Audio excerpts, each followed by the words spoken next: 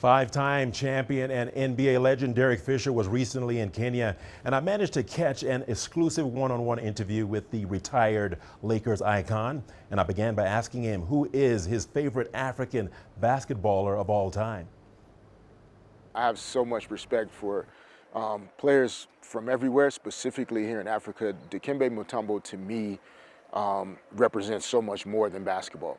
And what, in my experience, makes African-born people so amazing and so wonderfully graceful.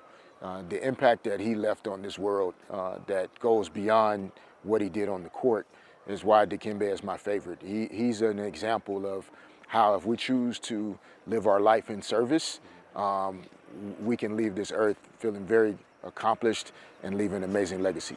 Okay, Derek, you know what it means to play with great players. You know what it takes to be great. Africans want to be great basketball players. What would you say is the recipe for greatness? I think everybody's recipe is different, and that's really the key. I think oftentimes when we're chasing greatness, we are overly trying to mimic what someone else did. And in some ways, it's important to find our recipe. Yeah. The key ingredients, though, regardless of whose recipe it is, obviously hard work, grit, resilience, mental toughness, physical toughness as an athlete. But you must care about the game. You must pour all of you into the game of basketball. There's such thing as the basketball gods, and you must treat the basketball gods with respect, and they will respect you.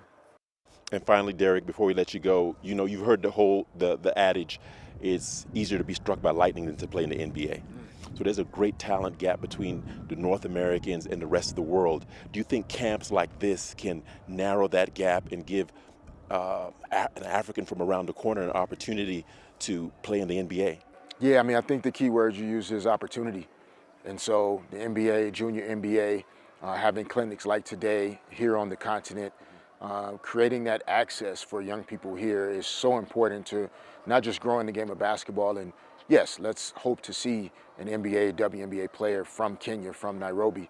But let's also develop great young people that can change the world on and off the court. Very well said.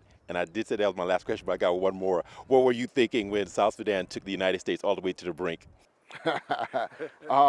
Look, basketball does not belong to the United States. That gap that you mentioned is closing. Yeah. Very proud of Coach Royale Ivey, who's a former teammate of mine with the Oklahoma City Thunder.